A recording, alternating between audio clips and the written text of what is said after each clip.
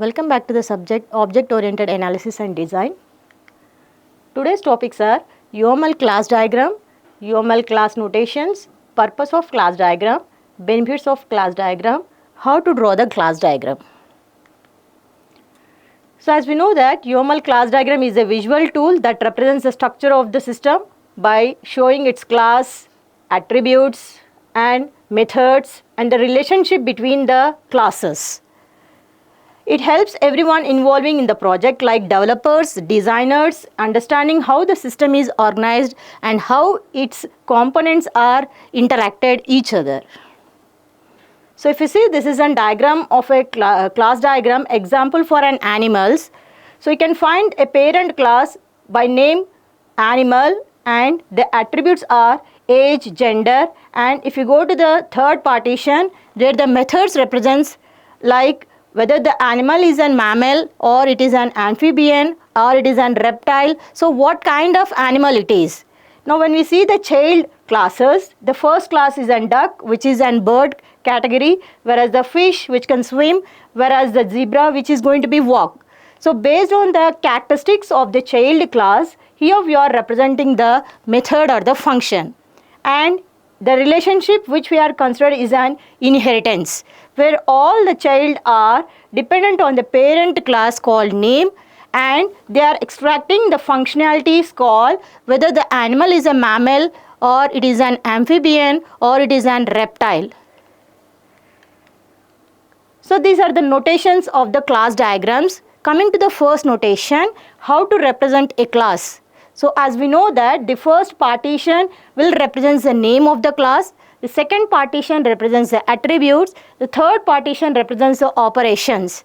So to define the attributes, we need to first define the visibility or the accessifiers. So where are the three types of visibilities are there? One is the public, the second one is the protect, and the third one is the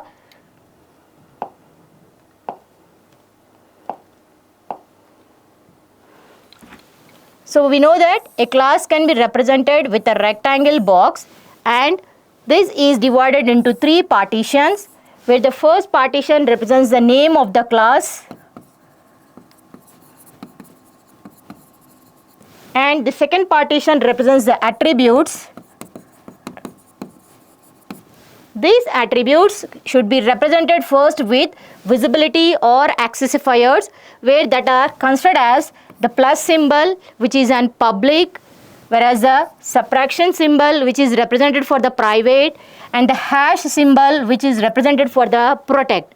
So these are the three types of visibilities. Before going to define the attributes, we need to start with the accessifier or an visibility and then we have to write the name of that attribute. After that we have to write the name of the attribute, then colon. After that we have to write the data type. So to mention the attributes, we need to follow the constraints or the condition. First we have to write the visibilities. Under the visibility, we need to identify what kind of attribute it is, whether it is a public or it is a private or it is a protect.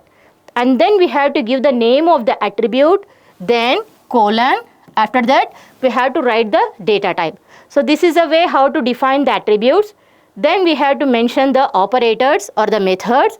Here also, first we need to start with the visibility, that is the public, private or protect.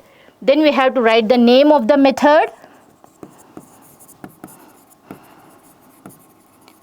Then we have to write the parenthesis, colon. Then we have to write the data type or return type. So this is a way how to represent the operators. This is one of the notation, a major and important notation in the class diagram. So how to represent the class? It is divided into three partitions, a rectangle box. The first partition represents the name of the class. Second partition represents the attributes. Third partition represents the operators. Coming to the second partition, first we have to write the visibility accessifier which is called as an public, protect and private, and then we have to mention the name of the attribute and then colon. Then we have to write the data type. When you come to the operators, first you have to mention the visibility or an accessifier, name of the method, parenthesis, colon, then we have to write the data type.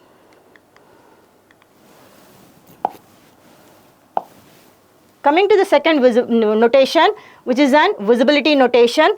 So just now we have discussed any visibilities can be defined with three notations. One is the public, which is represented with the plus symbol, whereas the second one is a private, which is represented with the minus symbol, whereas the next one is a protect, which is represented with the hash symbol, and the next one is defined as a for package or default visibility, which is the tilde mark symbol.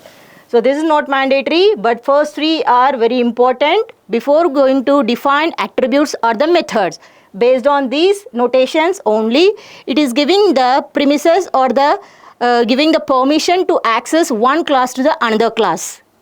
The next one is a parameter directionality, whereas this is nothing but indication of the flow of information between the classes through method parameters. So whenever you are defining the methods, if you are passing the parameters into that methods, into the functions, or else if you are using the void or a return type and you are passing the elements into the method or function, then we are going to use this parameter directionality. Coming to the next notations, that are the relationships between the classes. So among these relationships, there are a number of different kinds of relationships are there. The first one is an association. This association indicates the instance of one class connected to the another class, instance of another class, which with the help of a solid line. So here we can see that there are two classes. One is the source class, the other one is a target class. Between these two classes, the source class is a library, whereas a target class or a child class is called as a book. Between these two, we are using a relationship called association. So this target class is associated and dependent on this source class, which is called as a library. So this relation is represented with the solid line. Coming to the second one, directed association. So this is similar like the association, but the difference is which is directed. So here we can see that the direction. So whether which one is a source class, the other one is a target class. So differentiating that which class is accessing the features of the other class. So which will be represented with a directed arrow mark.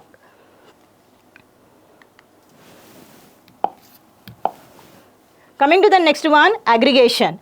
So this is a very much important relationship, is a specialized form of association that represents the whole part relationship. So that whole part relationship can be represented like with the help of an arrow mark, and here we can find that which is composed of another class, the part of that class. It's a kind of relationship. The class, a child class can exist independently of its parent class. For example, this is a company. In the second one is a part or contain the classes like employees. So there are different kinds of employees are there. That employees are the part of this company, which is called as an whole or parent class. So here there are different kind of protocol among the employees, among categories of employees are there. So we are saying that which particular employees comes under this company. What is the generalization among them? What is an aggregation among themselves? Coming to the next one, composition. So this composition is a stronger form of aggregation indicating the more significant ownership or dependency relationship. So this composition, the part class cannot exist independently of the whole class. Whereas the previous one, if you see, this is the whole part of the parent, of the company. So employees is a major role plays in the company. So we are giving the whole part of these employees. But when it comes to the second one, this example is a contacts and this is a contact book. So there will be different kinds of contacts are there in the book. So out of that, which particular contact you are going to take it here. So here it is saying that the part class cannot exist independently of the whole class. Next one is the generalization, which is like an inheritance. Inheritance, we know that all the child classes are dependent on a parent class, which is an parent and child class. Whereas the purpose of the class diagram, so these are the main important purpose of the class diagram.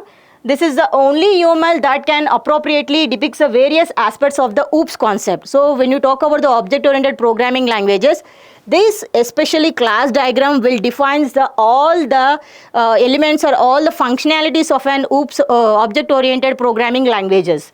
So the proper designing and analysis of applications can be faster and efficient, because based on this class diagram it is very easy to develop the code. So directly we can develop any object oriented programming with the help of this class diagram.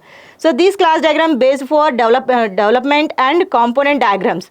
So this is a base class to develop the component diagrams and the deployment diagram. As we know that deployment is an end model in the UML diagrams, and the component diagram which will represent all the domain related, software and hardware related elements in the component in the diagram.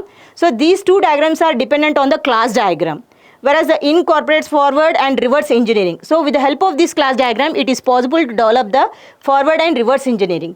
So benefits of the class diagram, so there are so many benefits are there, like the stakeholders and the developers can easily communicate among themselves by defining the class diagram.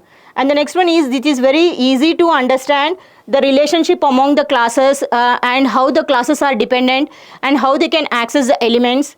At the same time, this class diagram is helpful to generate the code. Whereas coming to the how the class diagram should be drawn, these are the steps are there to draw the class diagram. The first one is identify the classes. So once we take any module, based on that module, first we need to define the total number of classes. Among the classes, which is the parent class and which is the child class, need to identify. Then list all the attributes and methods. So as we seen that the second partition is an attributes and methods, we need to identify what are the attributes and the methods for a parent class or for the child class, or if it is an associated class, what variations are there. So we need to identify the attributes and related methods. The third one is identify the relationship. So this is a major key role which plays to identify exact relationship among the classes. Next we need to create the class boxes. Now what are the different types of classes are there? Then add the attributes and methods. Then draw the relationship among them. Label the relationship. Review and refine. So by that we can easily understand the overall diagram of a problem statement. We can define the overall problem with the help of this class diagram. I hope you understood what exactly the class diagram and how to draw the class diagram, what are the notations of the class diagram. Thank you.